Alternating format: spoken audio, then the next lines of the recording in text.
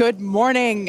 You're looking at a live view of Starship as it awaits its first ever integrated flight test from Starbase, Texas, in just a little over from 40 minutes from now. Today, we're hoping to see our Super Heavy booster and Starship spacecraft, collectively referred to as Starship, lift off together for the first time. Thanks for tuning in. I'm Kate Tice, Quality Systems Engineering Manager here at SpaceX headquarters in Hawthorne, California. And I'm Shiva Bharadwaj, a space operations engineer here at SpaceX. Now, as many of you know, Starship is SpaceX's latest and largest vehicle developed to date. It represents a fully reusable transportation system designed to carry both crew and cargo to Earth orbit, the moon, Mars, and beyond. If you've been following the development of Starship over the last couple of years, you know we've been doing a lot of testing leading up to this big one. Once fully developed, it will be the world's most powerful launch vehicle with twice the thrust of Saturn V rocket and the ability to carry up to 150 metric tons to orbit. For reference, a 1-liter bottle of water is 1 kilogram, so 150 metric tons is basically 150,000 1-liter bottles of water, or, as I like to think of it, one rather lonely blue whale. Now, today's test will be the first of many as we work towards transitioning Starship from a developmental to an operational program. Our primary objective today is to gather as much data as we can around the fully integrated vehicles. That means the booster and the Starship and the ground systems. While we have flown Starship in the past, this will be the first attempt of Super Heavy and the first opportunity to validate how the two vehicles operate together. Any data that we get helps improve the future builds of Starship will be considered a success for the purposes of today's test. Every milestone beyond that is icing on the cake. The further we fly, the more data we can collect. If all goes well, today's flight test could last as long as 90 minutes from liftoff to an expected hard ocean landing for Starship.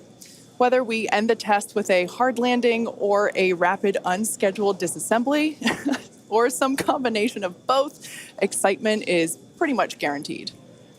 Now, if it does all go well, Super Heavy will fire up its 33 Raptor engines, and it'll lift off from the launch pad down in South Texas. About 3 minutes into the flight, we're going to hope to see the Super Heavy separate from the Starship spacecraft. It'll then perform a flip maneuver. So there's that. You can see that on your screen. And then it'll boost back in order to make a hard landing in the Gulf of Mexico.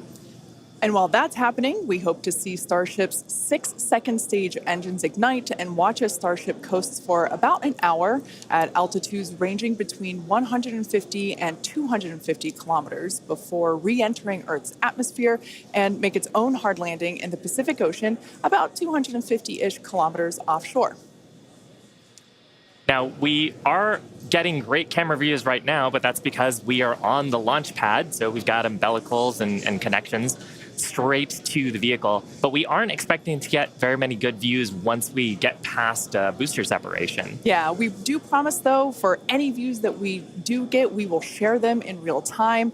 We are watching live with you all, so we're excited to see those views ourselves as well. Now, in a little bit, we are going to take a closer look at the vehicle and the launch pad. But first, today is a super exciting day. Everyone on the teams across Starship have been preparing, doing a number of tests and dress rehearsals for today's launch attempt. Yeah, that's exactly right. In fact, we saw a nice little recap of those tests in the intro video to today's webcast. For those of you that are following along, you know that many of those tests ended in those rapid unscheduled disassemblies, or RUDs as we like to call them.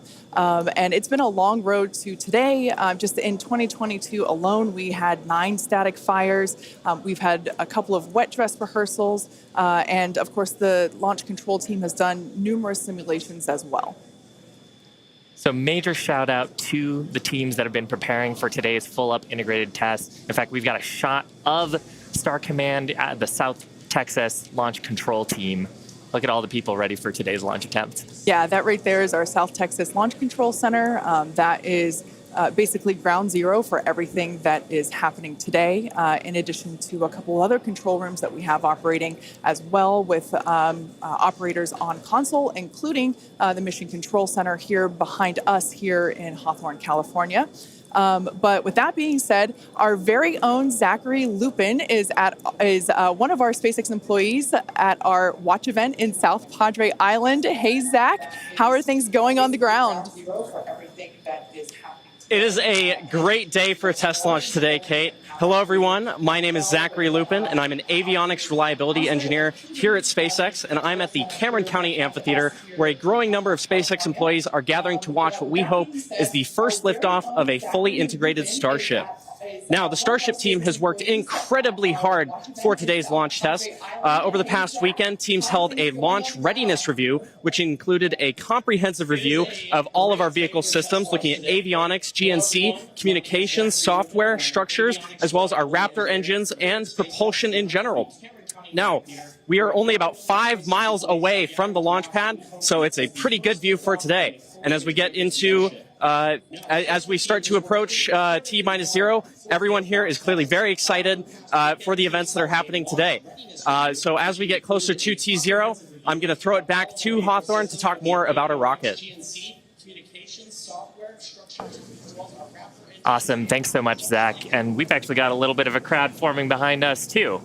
Now, we've got a shot of Starship on the screen. The entire Starship structure you see is made of stainless steel. And when that's fully stacked, it stands about 120 meters tall and about 9 meters around. To help you give a sense of just how big that is, we've captured a video of some of our teams doing final integration prep work in advance of today's test flight. Just like Falcon 9, Starship has 2 stages, which we will talk a little bit more about in a minute. But in addition to those 2 stages, Starship actually has a 3rd stage called Stage 0. It consists of all the launch pad infrastructure built around the rocket. You can see a great view of it there on your screen. It's truly an engineering feat in its own right. And I feel like it's something we don't talk about very often. There's a lot of infrastructure that goes into fueling and preparing the launch vehicle before a large test like this, really any launch. Now, let's talk about Super Heavy. The name says it all. It's super, it's heavy, it's super heavy. It goes by some other names, the first stage or the booster, but whatever you call it, the Super Heavy will be the vehicle responsible for powering Starship against that mighty gravitational pull we've got here on Earth. And when it's fully operational, it's going to get Starship to orbit. The booster alone stands about 70 meters tall and is about the same height as a fully integrated Falcon 9, but with a diameter roughly 2.5 times that of Falcon 9 and with 33 much larger engines. Yeah, and having those engines, and oh my gosh, I love this shot. We can see looking up into the launch mount at the 33 engines on the booster. Those are each of the Raptor engines that's going to power today's launch attempt. Yeah, this is an incredible view. One of my favorite views that we're going to get today. We don't have this kind of view on our Falcon 9 launches, so this is so exciting to see. You can even make out the paint markers indicating which engine is which. Like we said, there are 33 of them. So there's a lot of fire that's going to be coming out from those engines in just over 31 minutes from now. As we mentioned before, there are 33 of them on the Super Heavy, the booster, and we don't see it right now, but the cluster in the center are the ones that are actually going to gimbal and help steer the booster back down for its water landing in the Gulf. Yeah, and they're a little bit different, Kate, than our Falcon engines. So on Falcon, we use a gas generator cycle. Here's a fantastic shot, actually, at the inner stage, so we can see the 6 engines that are on the ship side, 3 gimbaling in the middle, and then the vacuum engines, you can see 2 of them, and the other ones on the other side of the cluster in the middle here. So Raptor's a little bit different. It uses something called stage combustion, which means we basically pre-burn both the fuel side and the aux side, and then get those up to the right temperatures and pressures, and then mix them in the combustion chamber. It allows us to get higher thrust and higher efficiency on these engines than on Falcon 9. Now, Super Heavy also has 4 grid fins to assist with orienting itself during the return back to Earth, as today is the fully integrated flight test, and the first one, we're focusing on safely testing just the fundamental systems and operations on the vehicle. So what that means is we won't be attempting to land on land today. Instead, Super Heavy is going to be making that hard water landing in the Gulf. Starship, or the spacecraft, is the second stage and makes up the top portion of the vehicle. It's designed for carrying passengers and cargo between destinations on Earth, Earth orbit, and planetary destinations. It stands 50 meters tall, a little taller than the Statue of Liberty. It's comprised of 6 Raptors. We saw those just moments ago. 3 of them are optimized for sea level, and the other 3 are vacuum engines, and they're optimized to operate in the vacuum of space. They provide a maximum of 258,000 tons of thrust in vacuum. The spacecraft is also outfitted with 4 flaps to help aerodynamically control the vehicle's attitude during atmospheric flight and enable precise landing at the intended location. You can see a view of those flaps there. Now you can see the entire stack is vertical, and that's because Starship is designed for vertical takeoff and landing, as opposed to taking off and landing like an airplane. And that's really important because we don't have runways on the Moon and Mars. Fortunately, gravity at both of those destinations is not nearly as high as it is here on Earth. On Mars, it's about a third of what Earth's gravity is, and on the Moon, the gravity is just a sixth of what it is here. So Starship can take off in both of those cases without needing the super heavy booster like we need here on Earth. Now, for today's test, Starship does not have its landing legs attached, and that's because we aren't going to be attempting to return to the launch site or land on land. It's going to be doing another hard water landing at the end of today's test. We can't wait. Starship is wrapped in a heat shield, which is composed of 18,000 hexagonal ceramic tiles designed to insulate the vehicle during atmospheric entry, where temperatures can be as high as 2,600 degrees Fahrenheit. The hex-shaped tiles, like these ones that we have here, roughly make up about 2/3 of the vehicle. There's a couple of different geometries. The one that I have is for the circular portions of the vehicle, so it has this curvature to it, and the one that Shiva has. Yeah, this kind is a hexagonal shape, and there's several thousand of these all across the body of the vehicle. And it's worth saying we need these because when a spacecraft re-enters from orbital velocity, it's going faster than the speed of sound and causes a lot of heat to build up that has to get dissipated by these heat shield tiles. Yeah, one thing that's really cool about these is they're super lightweight. Even just holding them, we're able to even just like hear how hollow they are because of the construction. But they do a great job of dispersing that heat during that atmospheric reentry. We actually produce these in-house at what we like to call the SpaceX bakeries. And they're located in Texas and Florida. So it's something that we designed and build in-house. And like we said, there's thousands of them. You can kind of see them on the exterior of the vehicle. So at this point in time, we are at T-minus 27 minutes and 18 seconds. So let's head on over to John Innsbrucker for an update on the countdown. Hey, John. Thanks, Kate, and good morning. I'm John Innsbrucker, Principal Integration Engineer here at SpaceX. We're currently loading propellant from the ground system into both the first and second stages. Now, both vehicles use the same 2 propellants.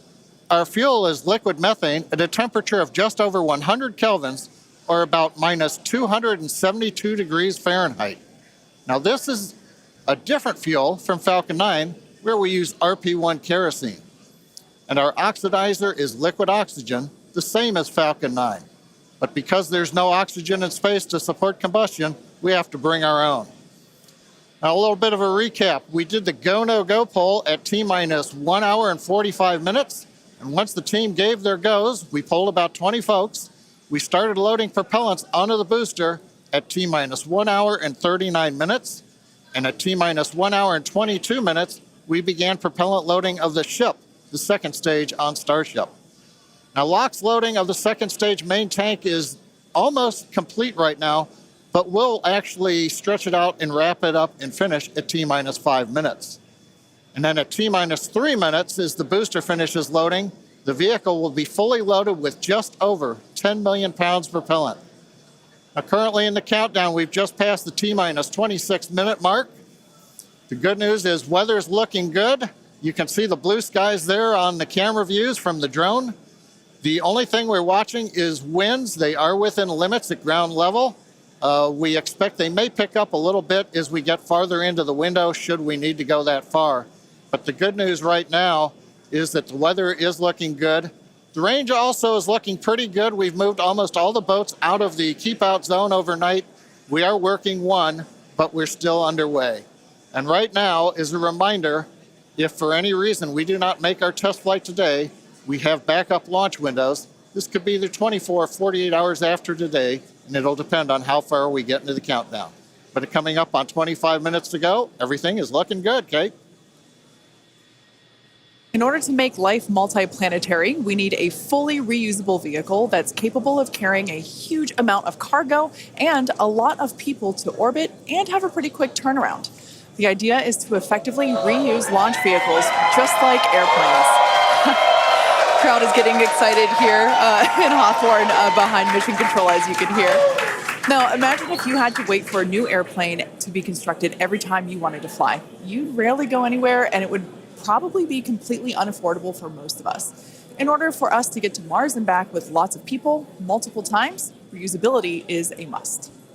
Now, in the near term and a bit closer to home here on Earth, Starship will be critical to other programs as well. Once it's operational, Starship will deliver the full-size and upgraded version of our Starlink satellites. And that's super exciting because our next generation satellites represent a step forward in Starlink's capabilities and will provide more bandwidth and increased reliability to connect millions of people around the world with high-speed internet. And of course, Starship will fly a number of human spaceflight missions in the lead up to our first missions to Mars. Entrepreneur and pilot Jared Isaacman will command the first human spaceflight on Starship as part of the Polaris program. Jared served as a commander for Inspiration 4, the first all-civilian mission to orbit. Inspiration 4 launched aboard our Dragon spacecraft and Falcon 9 in September 2021, raising over $240 million for St. Jude Children's Research Hospital. The first human spaceflight on Starship will launch as part of the Polaris program, and you can learn more about that series of missions at polarisprogram.com. Now, our first lunar mission around the moon aboard Starship will be led by Japanese entrepreneur Yusaku Maezawa, also known as MZ. MZ flew to space for the first time in December 2021, and he purchased all of the seats aboard Starship's first lunar mission in order to give artists and creators from all over the world the opportunity to go. And the hope is that what they will create in space will further inspire all of us here back on planet Earth. Now, over 1 million people applied for this mission, and earlier this year, they announced the final 8 crew members were selected, and you can learn more about them and MZ's mission at dearmoon.earth. Dennis and Akiko Tito are the first 2 crew members announced to fly on Starship's second commercial spaceflight around the moon. This will be Dennis's second mission to space after becoming the first commercial astronaut to visit the International Space Station in 2001, and Akiko will be among the first women to fly around the moon on a Starship. The Titos joined the mission to contribute to SpaceX's long-term goal to advance human spaceflight and help make life multiplanetary. SpaceX is also incredibly honored to be part of NASA's Artemis program to establish a sustainable presence on the moon to prepare for missions to Mars. Starship's early test launches, followed by those regular Starlink deployment missions and propellant transfer demonstrations, are directly advancing NASA's Artemis program, along with SpaceX's ongoing mission to make life multiplanetary. SpaceX will conduct an uncrewed demonstration mission to the moon prior to the Artemis 3 mission, which will mark humanity's first return to the lunar surface in more than 50 years. It's an exciting future, but let's talk a little about how we got to today. Now, Starship testing ramped up in July of 2019 with the Star Hopper prototype. It's sort of a short version of the Starship that we see today. There's a picture of it on your screen, the lovable water tower. Now, standing at just over 18 meters tall, the Star Hopper had a single engine and was test flown to perform landing and low-level altitude maneuvers. Starship's initial flight test was a hop that reached about 20 meters in altitude. This was followed by a second hop, the one that we've got on our screen, that rose to 150 meters in altitude. We took a little jaunt away from the launch pad and ended up landing about 100 meters or so further away from it, and you can see that on your screen. Now, notably, this was the first time that we had used a Raptor engine in flight and demonstrated control of this kind. As a Star Wars fan, I can't not see a flying R2-D2 there. Now, after a series of 150-meter hop tests with earlier prototypes, the Starship program saw a huge breakthrough during a test flight of the vehicle known as serial number 8, or SN8. SN8 demonstrated a first-of-its-kind controlled aerodynamic descent and landing flip maneuver. Yes, I'm talking about the belly flop. This 12.5-kilometer hop test took place December 2020 and saw the SN8 prototype ascend to an altitude of 12.5 kilometers and conduct a belly flop maneuver. While it didn't stick the landing, the test was a major milestone in the development of Starship. I love seeing the belly flop maneuver. Now, testing continued with the prototype on serial number 9. That was a 10-kilometer flight test in February of 2021. We had a nominal ascent, engine cutoff, reorientation, and controlled descent were stable. However, we unfortunately had a dramatic ending to the end of that flight when we had a failure on its engine to relight. That resulted in one of those rapid unscheduled disassemblies. But what was really, really exciting about both serial numbers 8 and 9 is how quickly we were able to achieve just our primary objectives in those 2 high-altitude test flights. In addition to getting lots of great data, Starship successfully demonstrated control of the vehicle and subsonic re-entry capability. Ultimately, we performed 9 Starship high-altitude test flights in total, and in May of 2021, SN15 launched from Starbase, reached an altitude of about 10 kilometers, performed a number of maneuvers, and safely returned to the launch site. This was the first Starship prototype to fly, control its descent, safely land, and to be recovered in one piece. Now, having achieved that success in our suborbital campaign, one of the next big challenges for upper stage reusability is to survive the high heating hypersonic phase of entry. Combined with the ability to refill our Starship's tank with fuel and oxygen while on orbit is what will enable a fully reusable transportation system that's designed to carry both crew and cargo on these long-duration interplanetary flights, and that's ultimately what will help humanity return to the moon and travel to Mars and beyond in our solar system. So as you can tell, it is nothing but an iterative process to get to the point that we are today and where we will go from here. That iteration is a core process of how we work here at SpaceX. We like to fly and we like to test early and often, both on the side of hardware and software. Yeah, that's an awesome point, Kate. Now, we are continuing our countdown to Starship liftoff just over 17 minutes from now. So, of course, let's check in with John for another status update. John? Thanks, Shiva. Clock is coming up on T-minus 17 minutes from liftoff. We're continuing to click towards 0. However, right now we've just begun listening in. The first stage team is working a pressurization issue. They're troubleshooting that right now. Now, we do have the option, if need be, if we can't solve this, then we would hold the count and probably treat today as a wet dress and not be able to launch. However, we are continuing to do propellant loading on both the Super Heavy and the ship stages. Now, most recently, we began loading liquid oxygen and methane fuel into the header tanks on Starship. At the very top, just underneath the nose there are 2 small spherical tanks. That's where the fuel and liquid oxygen header tanks are. That started at T-minus 27 minutes, and that propellant loading will continue until T-minus 9 minutes. We'll also continue loading the main tanks of the Starship second stage, although they're pretty much full right now. Everything will drain back as we get ready for launch at T-minus 5 minutes.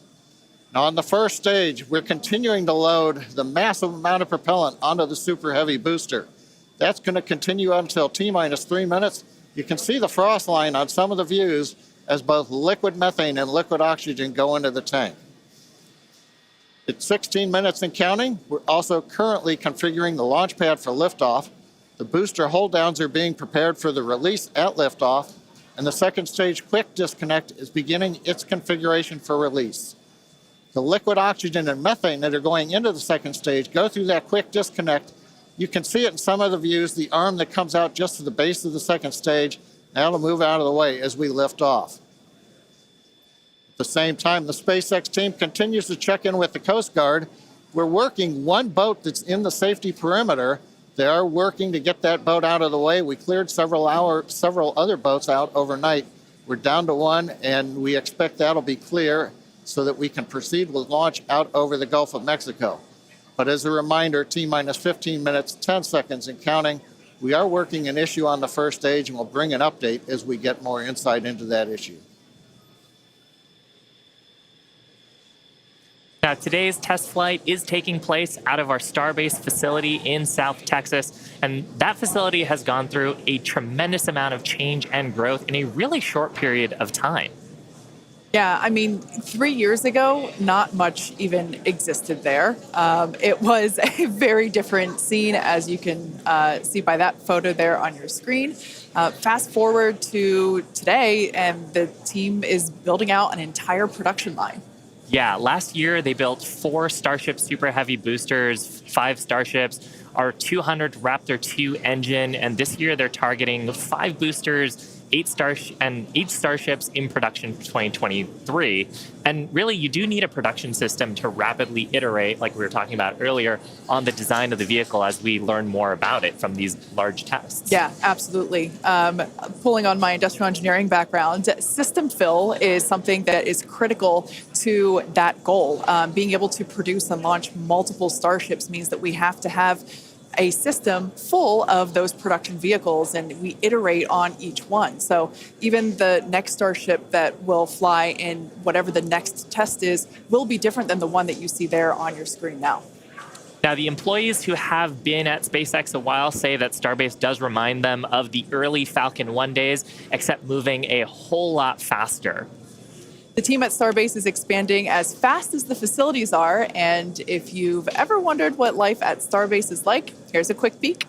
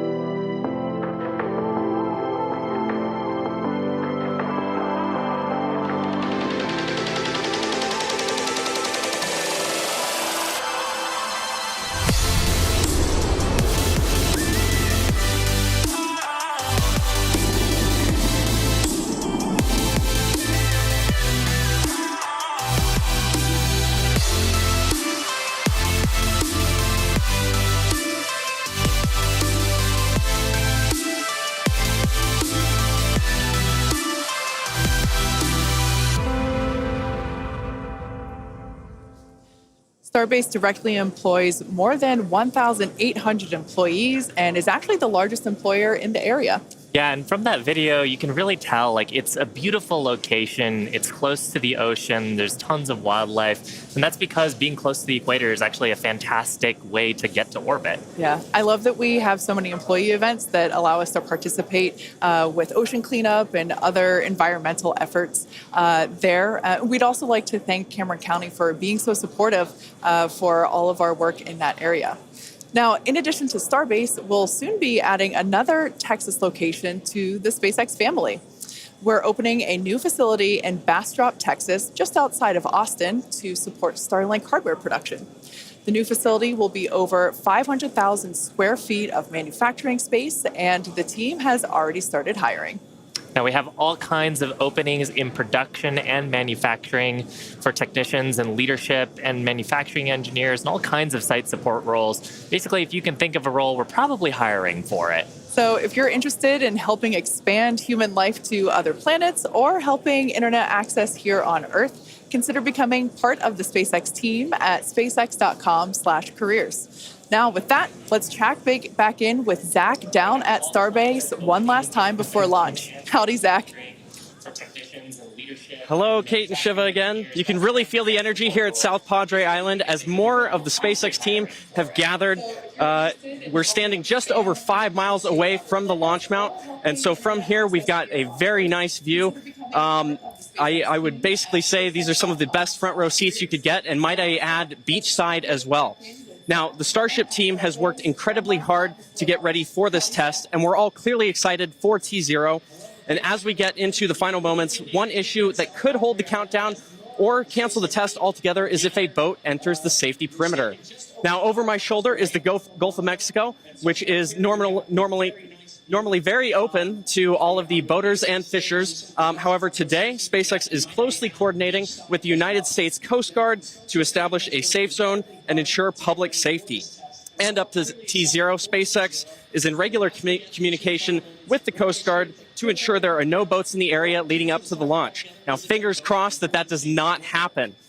Now, I'll throw it back to the folks at Hawthorne as we get closer and closer to that T-0. To all of the boaters and fishers, however, today, SpaceX is closely coordinating with the United States Coast Guard to establish a safe zone and ensure public safety. And up to T0, SpaceX... We're just inside T-minus 9 minutes and counting. We're listening on one of the background loops right now. Flight director is talking about the issue we've had on first stage, working the pressurization system. Decision right now is that we are going to stop the launch for today. We're going to transition the launch attempt to a wet dress rehearsal. So that means we're going to continue with the countdown sequence of events. We'll continue loading propellant, finishing up here shortly on the second stage. We'll also continue loading propellant onto the first stage, wrapping up at T-minus 3 minutes.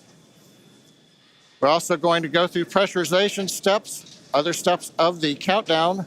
This will be a full validation for the team, but currently the plan right now is we're waiting for final word, is that I think at T-minus 10 seconds, we will finally stop the clock and then recycle the countdown for today.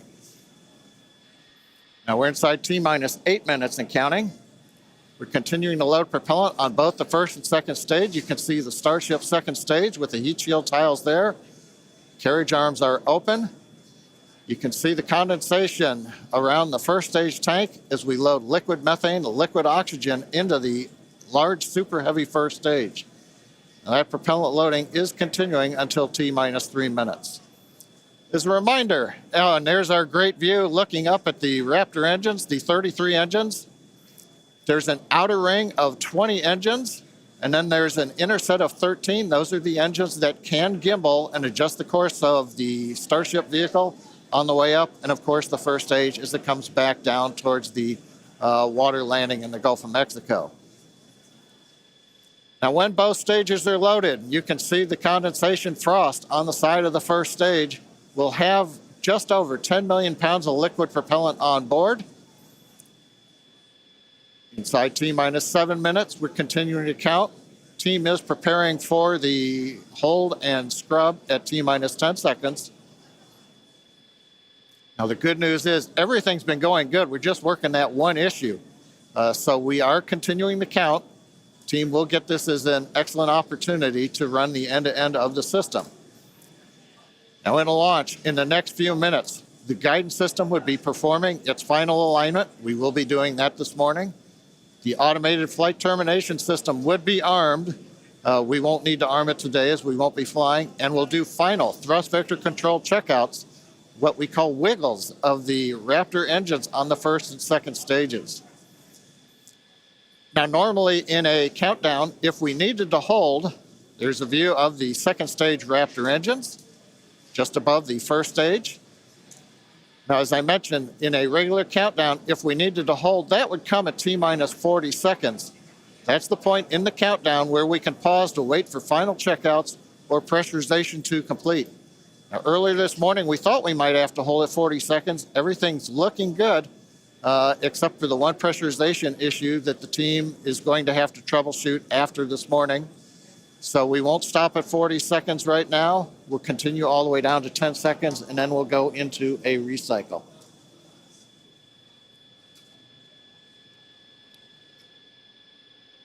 John, you mentioned that we're going to be jumping into a wet dress rehearsal here, and I actually Now think we're coming up T-minus 5 minutes.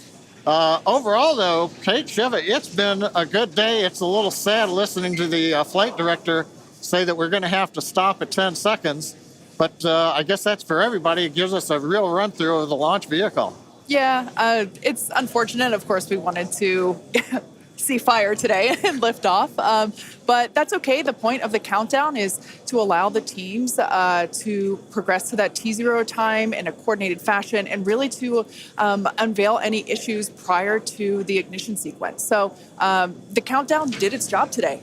It allowed us to identify that press issue, and like John mentioned, the teams are going to work through it, and we are going to basically call it off at T-minus 10 seconds. But the integrated launch teams and us, we are going to treat this as if it were still a launch day. We're going to do this, what we now call a wet dress rehearsal. Yeah, and we've mentioned the term a couple of times here. We call it a wet dress rehearsal because we are wetting the propellant tanks. We are loading propellant into the vehicle. We've talked about the frost line a little bit here. That exercises the stage 0 system, the ground system, all of our infrastructure that loads propellants onto the pad. That exercises our procedures for the mission control teams.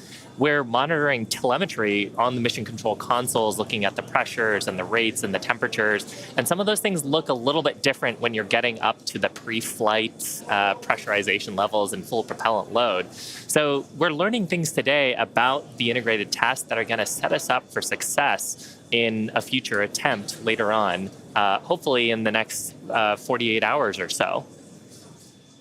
And Kate, like it's also worth mentioning here, we're still going to take the count through to a pretty around the T-minus 10 second mark. So we're really going to exercise everything that we would up until that point in the vehicle states and ground procedures. Yeah, it's like we said before, any data that we can collect today is super helpful. And that's exactly what we're doing. We are continuing to collect this data and allow the teams to have be better informed for the next attempt.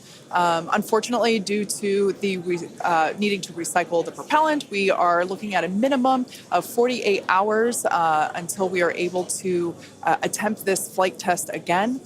So we're not quite sure what that timing will be at the moment, but we're looking at a minimum of 48 minutes, or excuse me, of 48 hours at this point in time. But Shiva, exactly as you said, things look a little bit different on launch day, and we allowed the countdown to do its job, to basically get to this point, to allow the teams to work through the issues. And we're going to continue, like we said before, we're going to continue all this down all the way to T-minus 10 seconds. And that will really allow the teams to pretend like this is launch day and continue and gather that data. Yeah, Kate, it's on the one hand, it's a little bittersweet. On the other hand, we watched them go all the way through. First stage propellant load, just now wrapping up. The second stage, even the header tanks up under the nose of the Starship that you can see on the monitors. Actually, that all went very well today. The weather was excellent. Everything was looking good. Sadly, we just have the one issue, but that is letting the team continue to count down. And we're going to continue with it here until we get the clock hold at T-minus 10 seconds. Yeah, so for those of you that have just joined us, we're now at T-minus 1 minute and 30 seconds to what would have been the launch of our Starship flight test. But unfortunately, due to a stage 1 issue, we are going to utilize today as a wet dress rehearsal. Instead, we are not going to attempt launch. The teams are basically saying that we're scrubbing our launch attempt for today, and we are expecting a minimum of 48 hours in order to recycle. So it's all good news, though. There's nothing really to be sad about other than we had hoped to be able to lift off today, but that's okay. Now, one thing to point out for folks, when we do come back, when we clear this and we fly, one of the things you'll hear in the last minute, you won't be hearing us because we'll be listening to the countdown. But at T-minus 30 seconds, that's when the flight director would give the final go for launch. Love to have heard that this morning, but it's something to look forward to. Absolutely. The other thing to look at is at T-minus 6 seconds, we begin lighting the engines. Up on your monitor, you can see there, T-minus 40 seconds. We did hit the 40-second hold point, and they are holding for a moment. In the end, they will release that hold. We'll go the last 30 seconds. But yes, when we do get to day of launch, the last thing to look at is in the last 6 seconds, light the Raptor engines in succession. So unlike Falcon 9, we're going to have to do that a little longer. We're hearing right now the clock is going to hold here at T-minus 40 seconds. The Super Heavy and Starship are looking good. So with that, Kate, it's been a fast-paced morning. We got through it fairly quickly. But at this point, we're going to have to call it a morning. Yeah, that's right. So for those of you that have recently just joined us, we unfortunately had a hold on the countdown today, and that is going to scrub our launch attempts. But we are expecting a minimum of 48 hours in order to recycle. So be sure to keep an eye on our social channels, and we'll share information as soon as it becomes available. Until then, stay safe, and we'll see you soon.